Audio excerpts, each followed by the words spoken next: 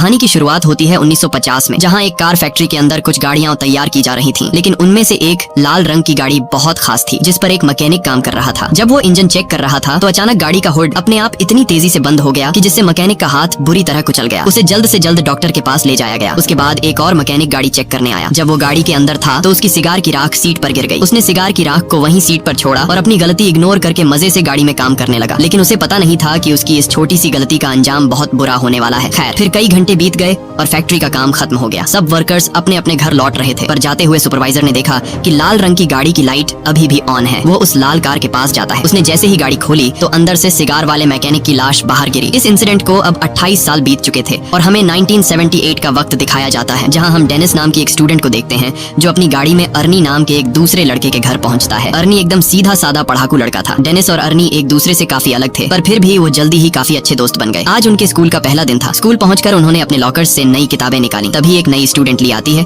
और अपनी खूबसूरती से सब स्टूडेंट्स को अपनी ओर आकर्षित कर लेती है। डेनिस ली को देखते ही उस पर फिदा हो जाता है। बाद में जब डेनिस और अर्नी घर लौट रहे थे तो अर्नी को अचानक एक घर के बाहर एक लाल रंग की गाड़ी दिखाई दी। अर्नी ने जब गाड़ी को देखा तो उसने डेनिस को तुरंत रुकने को कहा। उन्होंने जब पास जाकर देखा तो वो एक पुरानी जंग लगी हुई खटारा कार थी, लेकिन अर्नी को ये कार बहुत पसंद आई। वो वही फैक्ट्री वाली कार थी जिसे हमने कहानी की शुरुआत में देखा था, और अब उसकी हालत बिल्कुल खटारा हो चुकी थी, लेकिन अर्नी को इससे कोई फर्क नहीं पड़ा और वो उसी पल गाड़ी का दीवाना हो गया। तभी गाड़ी का मालिक जॉर्ज वहाँ आया और उसने कहा कि इस गाड़ी का नाम क्रिस्टीन है और ये उसके भाई की कार है जिसकी कुछ हफ्तों पहले ही मौत हो गई। दरअसल जॉर्ज जल्द से जल्द इस गाड़ी से छुटकारा पाना चाहता था, इसलिए वो इसे सिर्फ $250 में बेचने को तैयार हो गया। डेनिस ने अर्नी से कहा कि इतनी खटारा गाड़ी पर पैसे क्यों लगा रहा है, कोई दूसरी अच्छी सी गाड़ी खरीद लो, इसे दोबारा रिपेयर करने में तुम्हारे बहुत पैसे बर्बाद हो जाएंगे। मगर अर्नी ने बिना सोचे समझे उसी वक्त गाड़ी खरीद ली। फिर शाम को जब वो घर लौटा तो उसके माँ बाप ने उसे गाड़ी खरीदने के बारे में पूछा, जिस पर अर्नी की माँ बहुत गुस्सा हो गई। उसने अर्नी को डांटा और कहा कि जल्दी से इस कार को उसके मालिक के पास वापस कराओ, लेकिन अर्नी ने उनकी एक नहीं सुनी, क्योंकि उसने गाड़ी अपने जमा किए हुए पैसों से खरीदी थी। लेकिन अर्नी की माँ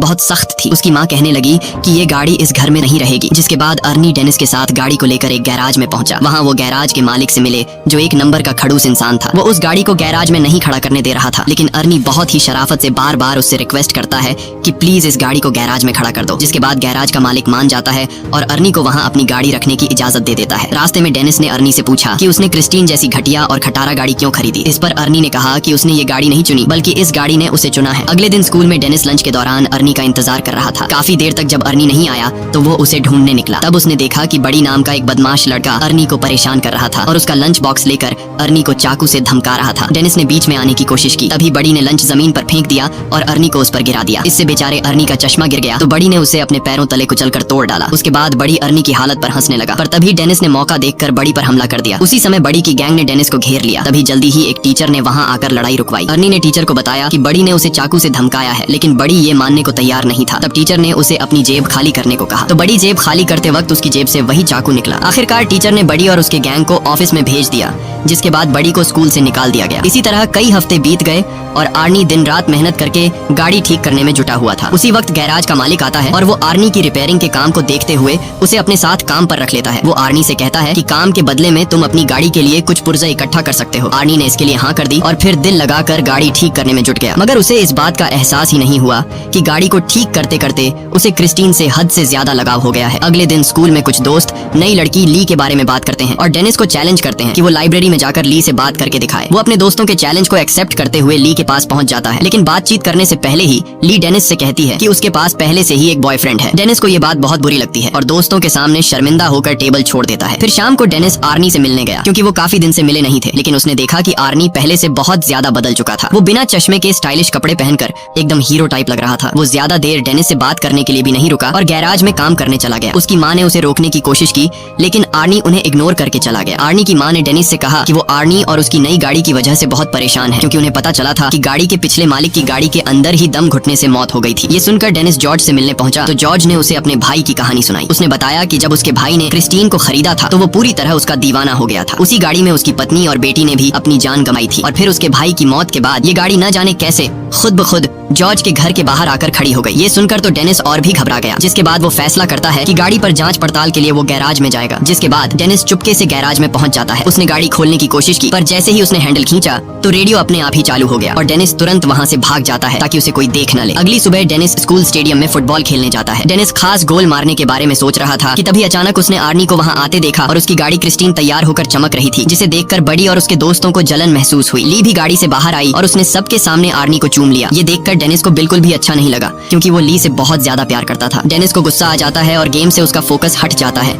इसी मौके का फायदा उठाकर दूसरी टीम का प्लेयर उसे धक्का देकर गिरा देता है। उस धक्के से डेनिस इतनी जोर से जमीन पर गिरा कि वो तुरंत ही बेहोश हो गया और उसे बहुत गहरी चोट भी आई। इस इंसिडेंट के कई दिन बाद डेनिस की आंख खुली तो उसने देखा कि वो एक हॉस्पिटल में है। उसकी टांग और गले में प्लास्टर लगा हुआ था। आर्नी भी उसे मिलने आया था। तब डेनिस को रियलाइज हुआ कि उसका दोस्त कुछ ज्यादा ही तेजी से बदल रहा है। 1 महीने पहले वो एक डरपोक और शर्मीला सा लड़का हुआ करता था, जो किसी से खुलकर बात भी नहीं कर सकता था। खैर, आर्नी जल्दी ही उसे अलविदा कहकर निकल गया। फिर शाम को वो ली के साथ मूवी थिएटर गया और बाद में वो दोनों गाड़ी में ही एक दूसरे को चूमने लगे। पर जब बात उससे आगे बढ़ी तो ली अचानक उतरकर गाड़ी से बाहर आ गई। आर्नी उसके पीछे गया तो ली कहने लगी कि मुझसे ज्यादा तो तुम इस गाड़ी से प्यार करते हो। आर्नी को उसकी बातें बहुत अजीब लग रही थी, लेकिन फिर अचानक बारिश शुरू हो जाती है, जिसकी वजह से वो जैसे तैसे ली को मनाकर वापस गाड़ी में बैठाता है। लेकिन तभी विंडशील्ड खराब हो जाती है, जिसको ठीक करने के लिए आर्नी बाहर निकलता है। ली अंदर अकेली गाड़ी में बैठकर कुछ खाने लगती है कि अचानक गाड़ी का रेडियो अपने आप चालू हो गया। उसी समय डैशबोर्ड से बहुत तेज रोशनी आई और ली को लगा कि उसका गला घुट रहा है, उसे सांस नहीं आ रही थी। तो आर्नी तुरंत उसकी मदद के लिए दौड़ा, मगर गाड़ी अंदर से लॉक हो चुकी थी। उधर ली दम घुटने से मरने ही वाली थी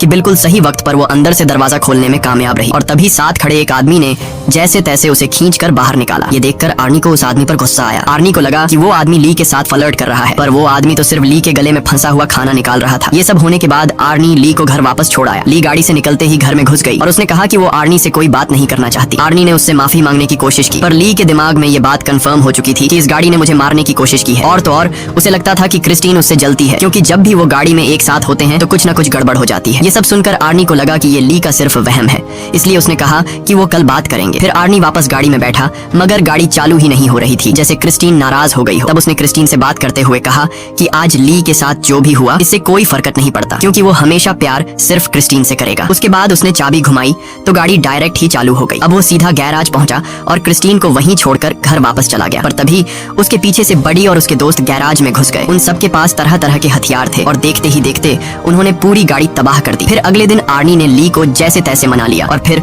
वो दोनों गैराज में आए ताकि आर्नी गाड़ी से अपना वॉलेट निकाल सके। मगर जैसे ही आर्नी की नजर क्रिस्टीन पर गई तो उसने क्रिस्टीन को तहस नहस देखा। ये देखकर आर्नी को बहुत बुरा लगा। आर्नी को लगा कि ये सब कुछ ली ने किया है। ली हैरान होकर पूछी कि ये किसने किया, मगर आर्नी ने बिना बात किए उस पर चिल्ला पड़ा और उसने ली को दूर चले जाने को कहा। बाद में आर्नी ने अपने माँ बाप को इस बारे में बताया तो उन्होंने आर्नी को शांत करते हुए कहा कि वो उसे नई गाड़ी दिलवा देंगे। ये बात सुनकर आर्नी को और ज्यादा गुस्सा आ गया, क्योंकि वो जानता था कि ली की तरह उसके माँ बाप को भी क्रिस्टीन से नफरत है और उसने क्रिस्टीन की इस हालत का जिम्मेदार भी अपने माँ बाप को ही ठहराया, क्योंकि अगर वो उसे गाड़ी घर पर रखने की इजाजत दे देते तो आज वो सही सलामत होती। फिर वो उन्हें और भी बुरा भला कहकर अपने कमरे में जाने लगा। उसके पापा ने उसे पीछे से पकड़कर अपनी माँ से माफी मांगने को कहा, मगर आर्नी और भी बुरा भला बोलता ही जा रहा था। तो उसके पापा ने उस पर हाथ उठा दिया। आर्नी जवाबी कार्रवाई में अपने बाप को गले से पकड़ता है और करीब अपने बाप को मारने ही वाला होता है कि तभी वो उसे छोड़ देता है। उसके बाद वो चुपचाप घर से बाहर आ गया। वो सीधा क्रिस्टीन के पास पहुंचा और एक बार फिर से एक एक पुर्जा जोड़कर उसे ठीक करने का फैसला किया। मगर उसने अब जो देखा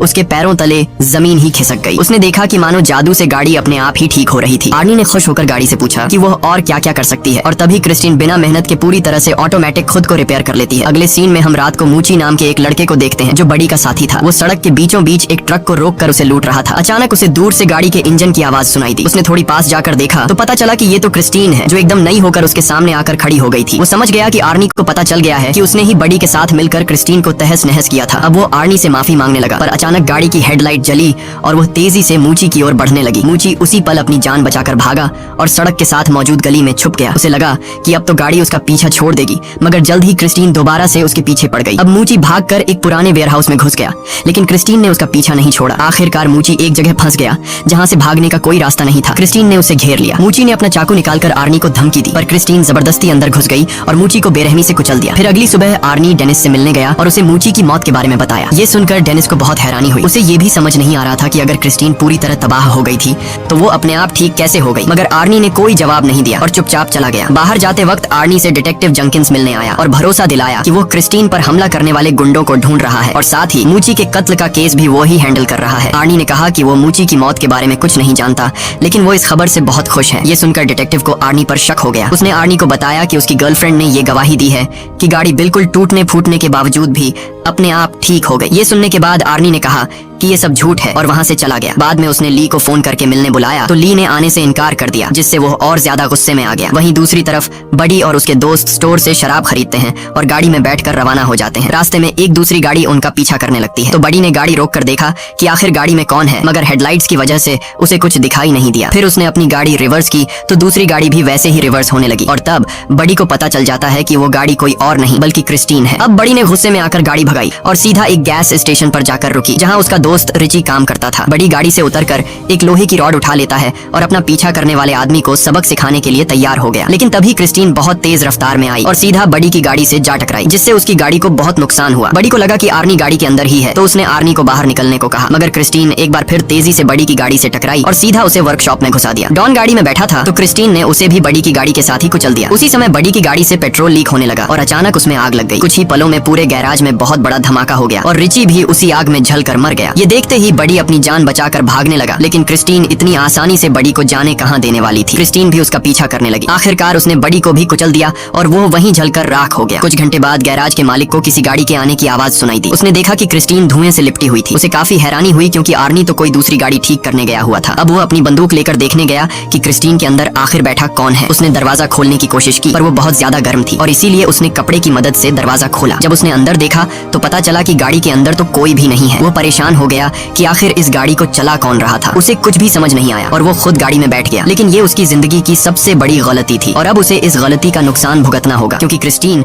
आज कोई गवाह जिंदा नहीं छोड़ने वाली थी। अचानक गाड़ी का दरवाजा खुद ब खुद अंदर से बंद हो गया और फिर क्रिस्टीन सीट को डैशबोर्ड की तरफ धकेलकर उस गैराज के मालिक को मार देती है। फिर अगली सुबह जब आर्नी गैराज पहुंचा तो उसने देखा कि वहाँ कई सारी पुलिस कार्स मौजूद थी। वो वहाँ डिटेक्टिव जंकिन से मिला तो पता चला कि क्रिस्टीन में गैराज के मालिक की लाश मिली है। इस पर आर्नी कहने लगा कि वो नहीं जानता ये सब कैसे हुआ, मगर उसका दिल जानता था कि इसके पीछे क्रिस्टीन का ही हाथ है क्योंकि वो एक बार फिर से चमचमाती हुई अपनी जगह पर खड़ी थी। दूसरी तरफ डेनिस हॉस्पिटल से घर लौटा तो ली ने उसे फोन करके कहा कि वह उससे मिलना चाहती है। ली डेनिस के पास आती है और डेनिस से कहती है कि क्रिस्टीन ने आर्नी को अपने वश में कर लिया है और अब वो क्रिस्टीन की दीवानगी में पागल होकर अजीब तरह की हरकतें कर रहा है। डेनिस ने कहा कि उसे यकीन है कि आर्नी खुद से कोई गलत काम नहीं कर सकता, लेकिन अगर क्रिस्टीन ने उसके दिमाग पर कब्जा कर लिया है तो क्रिस्टीन को खत्म करना बहुत जरूरी है। उसके बाद ली अपने घर लौट गई और कुछ ही टाइम बाद आर्नी क्रिस्टीन में बैठकर डेनिस के यहाँ आ पहुंचा। उसने डेनिस को ड्राइव पर चलने को कहा तो डेनिस ड्राइव पर जाने के लिए तैयार हुआ। गाड़ी चलाते वक्त आर्नी एक बार फिर से बहुत अजीब बर्ताव कर रहा था। अचानक वो बहुत तेज रफ्तार में गाड़ी चलाने लगा और फिर उसने स्टीयरिंग व्हील भी छोड़ दिया। ये देखकर डेनिस काफी ज्यादा घबरा गया और उसने कहा कि क्रिस्टीन उसकी कंट्रोल में नहीं है, जल्दी से स्टीयरिंग व्हील पकड़ो नहीं तो हम दोनों मारे जाएंगे। पर आर्नी ने अजीबो गरीब तरीके से कहा कि उसके और क्रिस्टीन के बीच में कोई नहीं आ सकता। उसे क्रिस्टीन पर पूरा भरोसा है और अपना पॉइंट प्रूव करने के लिए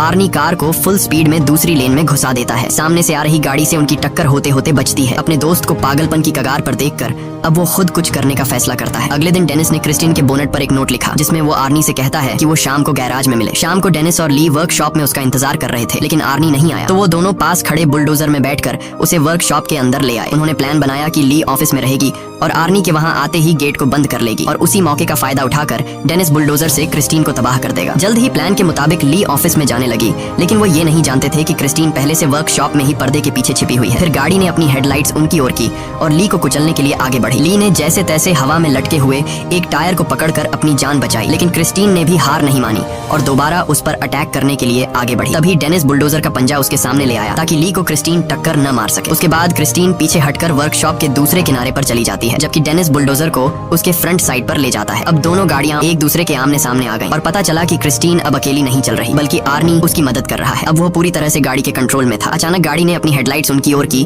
और कुछ ही सेकंडों में खुद को पूरी तरह ठीक कर लिया। बदकिस्मती से एक्सकैवेटर ने भी काम करना बंद कर दिया था, जिसके बाद डेनिस उसे दोबारा स्टार्ट करने की कोशिश में लग गया। इसी दौरान गाड़ी ऑफिस की तरफ ली को हमेशा के लिए खत्म करने के लिए दौड़ पड़ी। वो सब कुछ तोड़ती हुई ली की ओर बढ़ी, लेकिन इस जबरदस्त टक्कर की वजह से आर्नी विंडशील्ड तोड़ता हुआ बाहर जा गिरा। ली उसे देखने के लिए आगे बढ़ी कि आर्नी को क्या हुआ, पर आर्नी अचानक उछलकर उसे डरा देता है और उस पर हमला करके उसे पकड़ लेता है। लेकिन बदकिस्मती से उसके शरीर में विंडशील्ड के शीशे का एक बड़ा टुकड़ा घुस गया था। आर्नी ने अपने मरते हुए लम्हों में अपनी प्यारी गाड़ी को छूने की कोशिश की, लेकिन उसका शरीर जख्मों को बर्दाश्त नहीं कर पाया और क्रिस्टीन के सामने ही दम तोड़ देता है। ली फौरन उस जगह से भाग जाती है, लेकिन क्रिस्टीन ने बदला लेने के लिए तुरंत रिवर्स गियर लगाकर उसे कुचलने की कोशिश की, लेकिन लकीली उस वक्त पर ली तो बच निकली और गाड़ी एक पिलर से टकराकर उसमें अटक गई। उधर डेनिस इस मौके का फायदा उठाते हुए क्रिस्टीन की तरफ बढ़ने लगा। उसने गाड़ी में जबरदस्त टक्कर दे मारी, लेकिन गाड़ी अब भी उसका सामना करते हुए बचने की कोशिश कर रही थी। क्रिस्टीन दोबारा से ली की तरफ बढ़ी, लेकिन डेनिस ने एक्सकैवेटर के पंजे से उसे पीछे से कुचल दिया। इस हमले से उस गाड़ी की ताकत थोड़ी कम हो गई। ली जल्दी से एक्सकैवेटर में डेनिस के पास पहुंची, लेकिन उधर क्रिस्टीन फिर से एक्टिव होकर खुद को ठीक करने में लग गई थी। मगर इस बुरी शक्ति को हमेशा हमेशा खत्म करने के लिए डेनिस ने बुलडोजर स्टार्ट करके क्रिस्टीन के ऊपर चढ़कर उसे पूरी तरह कुचल दिया। वो अभी भी बचने की कोशिश कर रही थी, लेकिन इस बार वो पूरी तरह तबाह हो गई। उनकी ये लड़ाई आखिरकार खत्म हो गई और अगले दिन डेनिस और ली जंक यार्ड में डिटेक्टिव जंकिंस से मिले। वहाँ उन्होंने देखा कि क्रिस्टीन पूरी तरह से कबाड़ में बदल चुकी थी। आखिर में तीनों वहाँ से चले गए, लेकिन तभी हमने देखा कि क्रिस्टीन का एक छोटा सा टुकड़ा अपने आप हिलने लगा, जिससे पक्का हो गया कि वो शैतान